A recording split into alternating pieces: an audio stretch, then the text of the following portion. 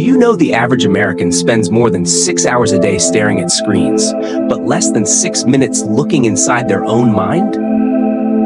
Take breath. Pause for just a moment. Imagine the weight of that truth. 6 hours feeding our eyes, our nerves, our impulses, and almost nothing for the one place that shapes every single experience, our mind. Welcome to Mindfulness, a space where we slow down and remember what it means to truly live. I used to be one of those people who woke up reaching for my phone before I even said good morning to myself. News alerts, emails, texts, my heart would start racing before I even stood up. It felt normal, like this was just how life works in America. But beneath the noise, there was always this low hum of emptiness, like something essential was missing.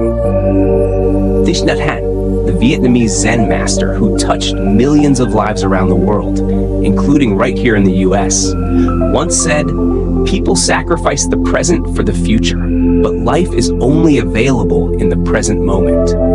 That line hit me like lightning, because deep down, I realized I wasn't living my life.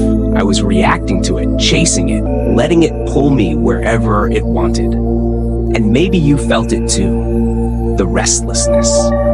The sense that no matter how many boxes you check off, how many achievements you stack up, there's always this inner whisper. Is this it? American meditation teachers like Jack Kornfield and Sharon Salzberg have been saying the same thing for decades. The real freedom isn't found outside. It's discovered when we sit quietly with ourselves. But we're a culture that glorifies doing, fixing, hustling.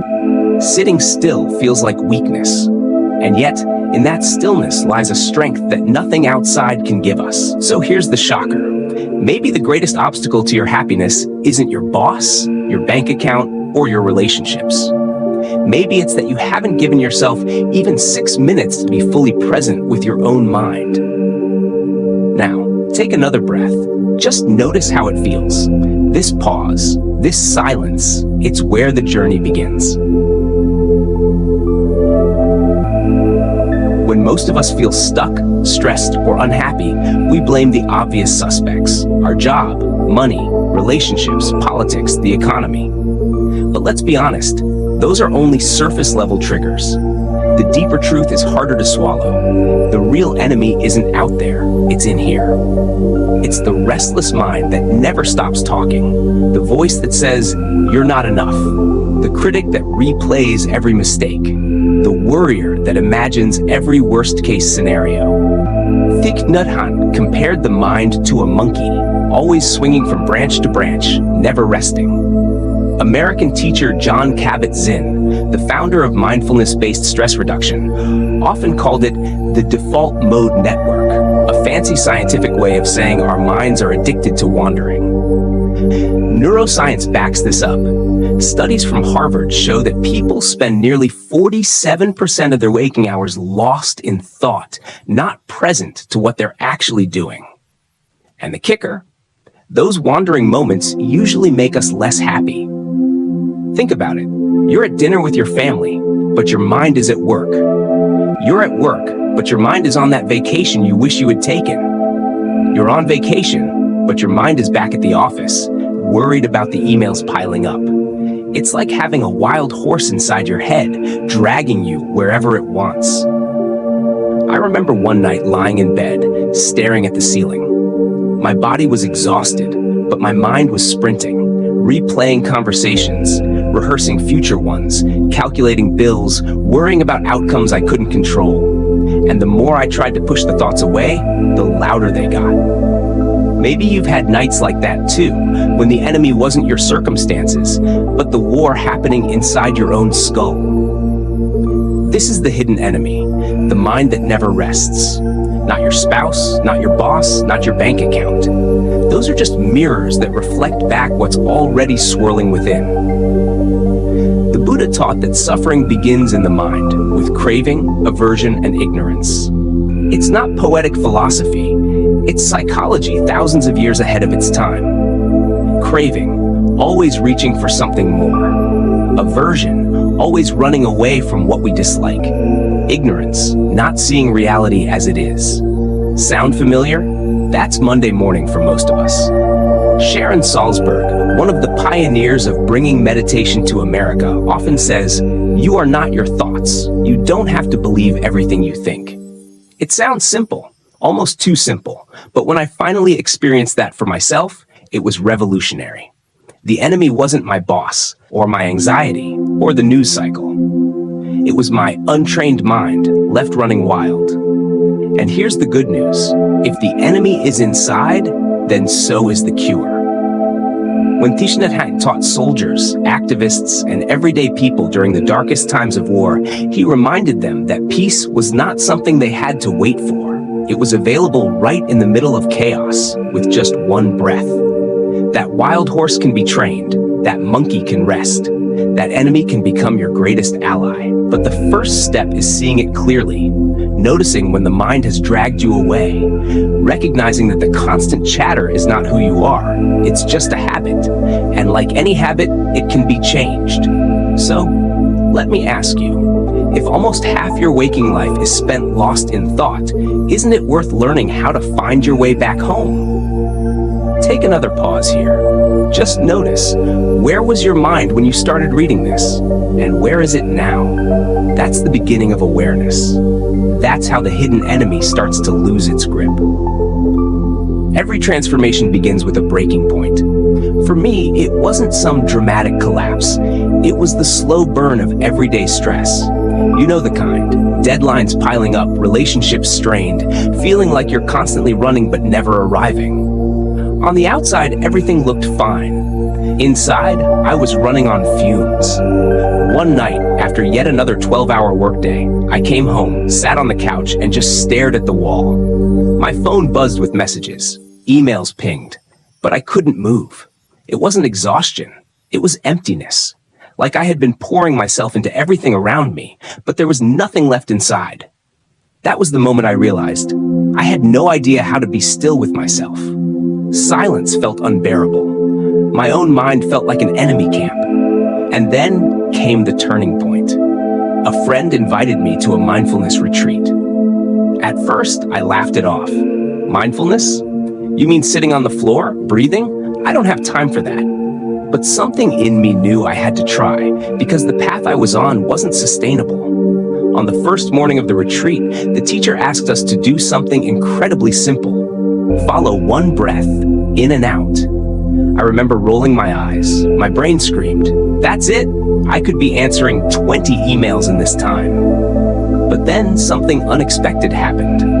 For one tiny moment, maybe just 3 seconds, my mind actually quieted. It was like the clouds parted and a single ray of sunlight slipped through. Nothing dramatic, but different enough that I noticed. Thich Nhat Hanh used to call this the miracle of mindfulness, that even washing the dishes, if done with full presence, could be an act of freedom. I didn't believe it until that moment. For 3 seconds, I wasn't stressed, I wasn't worried, I wasn't chasing, I was simply here. And it felt like water on parched soil. I later learned that many great American meditation teachers had similar stories. Jack Kornfield, before he became a world-renowned teacher, was a Peace Corps volunteer in the jungles of Thailand, struggling with his own pain and confusion, until he sat with Buddhist monks and learned that peace was not about fixing life, but about meeting it as it is. Sharon Salzberg discovered meditation after surviving deep personal trauma and loneliness. Their turning points didn't happen when life got easier. They happened when they stopped running from life and turned inward. Science echoes this too. Researchers at Stanford found that even just 2 weeks of consistent mindfulness practice can significantly reduce stress and increase resilience. That means you don't have to wait years for change. The turning point can begin today, in just minutes. For me, it wasn't an overnight revolution. I didn't walk out of that retreat suddenly enlightened. Honestly, I was restless, skeptical, even bored. But that single moment of stillness planted a seed. It whispered, "There's another way to live. You don't have to be dragged by your thoughts forever." And that whisper was enough to bring me back for a second try. enough to make me read Thich Nhat Hanh's Peace is Every Step, where he wrote, "Breathing in, I calm my body. Breathing out, I smile." That line sounds almost too simple, but when I practiced it in the middle of a stressful workday, it was like a lifeline. The turning point isn't always fireworks. Sometimes it's a single breath that shows you life doesn't have to feel this way. Sometimes it's the realization that the storm raging inside can be calmed, not by fighting it, but by befriending it. So here's my invitation. Think back to your own life. Was there ever a moment when you realized the way you were living wasn't sustainable? When you caught yourself staring at the ceiling at 2 a.m., exhausted but unable to rest? When you knew something had to change? That moment, painful as it feels, can be your turning point.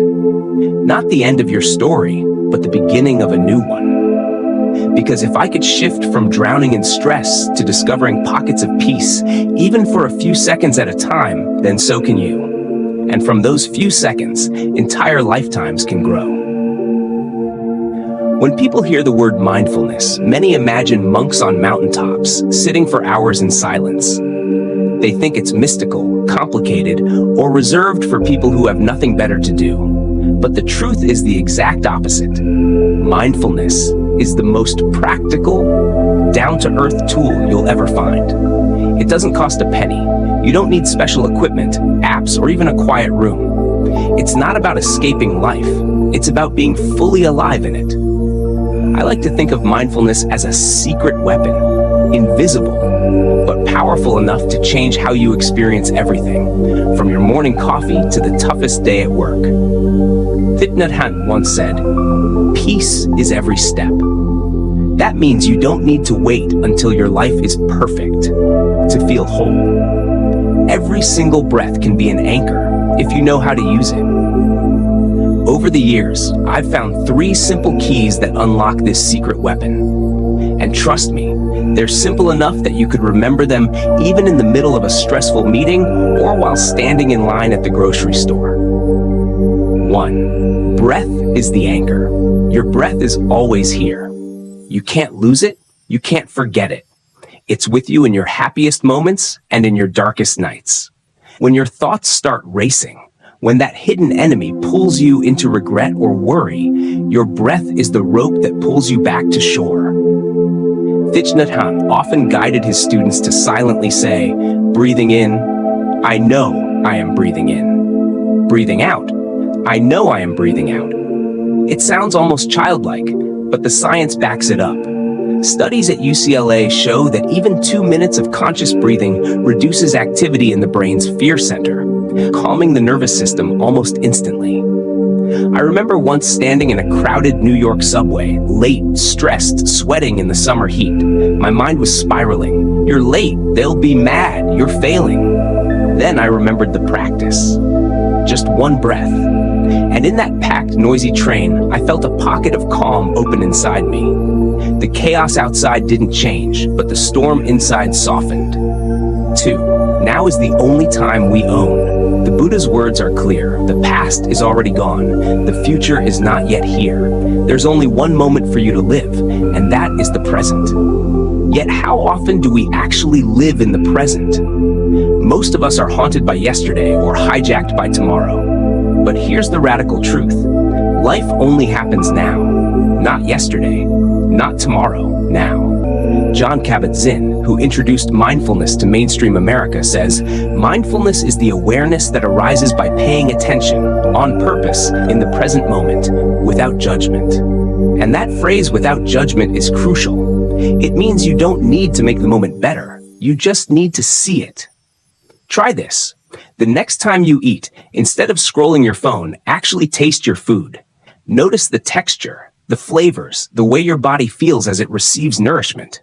That simple act transforms a routine meal into a sacred experience. Number 3, awareness transforms pain. This is the part most people find hardest to believe, that awareness can transform even suffering. Not erase it, but transform your relationship to it. Sharon Salzberg, one of the great voices of American Buddhism, often teaches loving kindness meditation, the practice of sending compassion even to the parts of yourself that hurt. She once said, "Mindfulness isn't about getting rid of pain. It's about learning not to be so imprisoned by it." I saw this truth most clearly when a close friend went through cancer treatment. He told me the physical pain was real, but what crushed him more was the fear and anxiety about the future. When he learned to bring awareness to his breath, to rest in the moment, even just for a few seconds, the suffering lightened. The pain didn't vanish, but it no longer defined him. That's the secret weapon. Awareness doesn't remove the storm, but it teaches you how to stand in the rain without drowning. These three keys, breath as anchor, presence as power, awareness as transformation, aren't abstract ideas. They're everyday practices. They're what turn the hidden enemy of the restless mind into an ally. And maybe most importantly, they're available to you right now. Not tomorrow, not after your next raise, your next vacation, or your next achievement. Right now, in the space of one breath, you can touch freedom. So let me ask you, if this weapon is already in your hands, why not try it? Talking about mindfulness is one thing. Experiencing it, even for a single minute, is something else entirely. So let's pause right here. You don't need incense. You don't need a cushion. You don't even need silence. Wherever you are, on a train, at your desk, or lying awake at night, this will work. Ready? Let's try it together. Sit however you are right now. If you feel comfortable, gently close your eyes. If not, just soften your gaze. Now, take a slow breath in through your nose. Feel your chest and belly rise. Then breathe out gently through your mouth. Do this again. Just one breath in, one breath out. As you breathe, silently say to yourself, breathing in, I know I am breathing in. Breathing out, I know I am breathing out. This is the exact practice Thich Nhat Hanh gave to millions around the world. Simple, childlike, and yet it has carried people through war, trauma, and heartbreak. Now, let's stay here for 30 seconds. If thoughts pop up, this is silly. I should check my phone. What's for dinner? Just smile at them and come back to the breath. No judgment, no fight. Just return, like a friend guiding you home. 30 seconds of breathing here. If you're really trying this, pause for yourself. Okay, now gently open your eyes if they were closed. Notice, do you feel a little quieter inside? Even if it was just 10 seconds, was there a shift? Did you sense a gap between you and the endless chatter? That gap, that tiny sliver of silence, is the proof. Mindfulness isn't an idea. It's an experience you can feel right now. And if you can find even 10 seconds of peace in the middle of your busy day, imagine what 1 minute or 5 minutes or a daily practice could open up. Jon Kabat-Zinn likes to remind his students, as long as you are breathing, there's more right with you than wrong with you. That single breath you just took was proof. Proof that your body knows how to calm itself. Proof that you don't need to buy peace. It's already built into your biology. Sharon Salzberg often guides her students back to the simplest question: what is happening right now? Not in your head, not in your worries, but in this moment. You just practice that. And the answer, even if only for 10 seconds, was, I'm breathing. I'm alive. That's not small. That's life-changing. Most of us wait for the big transformations: retirement, success, vacations, new relationships. But mindfulness shows us that transformation begins with moments like this. Just one breath, seen clearly, can be enough to change your entire relationship with stress. So here's the takeaway. You don't need to wait for a retreat, a teacher, or a perfect environment. You just practiced mindfulness right here, right now, with nothing but your breath. And if you can do it once, you can do it again, anytime, anywhere. That's the gift of this mini experience. It's the door, and the door is always open. I'll be honest with you. When I first began, mindfulness felt like the last thing I wanted to do. I was too restless, too busy, too skeptical. Sitting still for even 5 minutes felt impossible. But here's the truth. I was suffering. I was drowning in stress, and nothing I tried on the outside ever fixed it. That's why this practice became my lifeline. Thich Nhat Hanh once said, "No mud, no lotus." The lotus, one of the most beautiful flowers in the world, grows from the thickest, darkest mud. In the same way, our suffering isn't something to run away from. It's the soil where transformation begins. For me, the mud was anxiety, endless worry, sleepless nights. For you, maybe it's the stress of your job, the ache of a broken relationship, the weight of responsibilities, or the quiet loneliness that shows up even in a crowded room. Whatever your mud looks like, the lotus is possible. The turning point in my journey came when I realized I didn't have to face it alone. Mindfulness has always been practiced in community. Thich Nhat Hanh called it Sangha, a group of people walking the path together. And here in the US, teachers like Jack Kornfield, Sharon Salzberg, and Tara Brach have created communities where people of every background can come together to heal. I share this with you because I know how it feels to carry suffering quietly, thinking no one understands. But here's the miracle. Mindfulness transforms isolation into connection. You realize you're not broken, you're human. That's why I created this space. If one breath can calm your mind, imagine what a daily practice could do for your entire life. Imagine having tools to meet stress without collapsing under it, to face pain with compassion instead of fear, to experience joy not as a fleeting high but as a steady undercurrent. This isn't about becoming someone new. It's about coming home to who you already are. The Buddha didn't promise a life without challenges. He promised a way to meet those challenges with freedom. So here's my invitation. Join me. Practice with me. Not because it's trendy, not because it's easy, but because your life is worth living fully awake. If you can give yourself even 1 minute a day, that's enough to begin. One mindful breath before answering your phone. One moment of gratitude before your first sip of coffee. One pause before reacting to someone's harsh words. These small steps aren't small. They're the path itself. Sharon Salzberg says, mindfulness isn't about getting somewhere else. It's about allowing ourselves to be where we are, as we are. And that's what I want for you, to discover that right here, right now, you already have everything you need to live with peace. So come along. Don't just read about mindfulness. Walk into it. Breathe into it. Live into it. Because the invitation isn't from me, it's from life itself. Close your eyes for just a moment and picture this scene. The sun rises gently through your window, your alarm rings, and for the first time in years, you don't reach straight for your phone. Instead, you take a pause. You place your feet on the floor, feel the ground supporting you, and breathe. Just one breath, deep, steady, alive. Your mind doesn't race into the dozens of things waiting for you today. For this small moment, there is no rush. There is only peace. Now imagine carrying that peace into the rest of your day. You sip your coffee slowly, actually tasting it. You smile at your reflection in the mirror, not out of vanity, but because you realize, I'm here, I'm alive. And that is enough. When a colleague frustrates you, you breathe before reacting.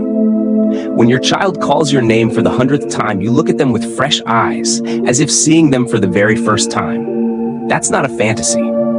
That's what mindfulness can do. Thich Nhat Hanh often painted such images with his words. He would say, smile, breathe, and go slowly. Not as poetry, but as practical medicine for modern life. He reminded us that every step on the earth could be a step of peace, every breath a new beginning. He lived through war, exile, and loss, yet never abandoned the simple truth. Peace is available in the present moment. American teachers echo the same wisdom. Tara Brach speaks of radical acceptance, welcoming each moment, even the painful ones, as part of our shared human experience. Jack Kornfield often tells his students, the trouble is, you think you have time. His reminder is simple but piercing. Life is precious, and the present moment is the only place we truly meet it. The Buddha himself gave us the same invitation: to wake up, to see clearly that while suffering is real, so is freedom. And that freedom isn't found in chasing achievements or running from pain. It's found in awareness, in compassion, in being fully present right where we are. So let me ask you to imagine once more. Imagine millions of people across America and around the world waking up tomorrow, not with panic, not with the endless scroll of news and notifications, but with presence. Imagine a society where we start our mornings not by racing, but by breathing, where children grow up learning how to rest in themselves before rushing into the noise of the world, where workplaces encourage not only productivity, but pauses, moments to breathe, reset, and return to clarity. It might sound idealistic, but the truth is, it starts with one person. It starts with you, and it starts with something as small as one mindful breath. That's why I created Mindfulness. This is not just a channel, not just content.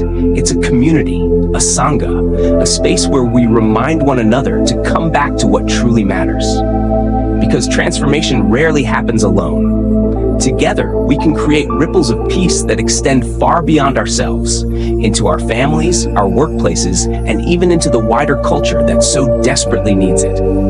So, before we close, let's try it one last time. Breathe in and know you are breathing in. Breathe out and know you are breathing out. Breathing in, you are alive. Breathing out, you are free. Pause here. 2 seconds. Silence.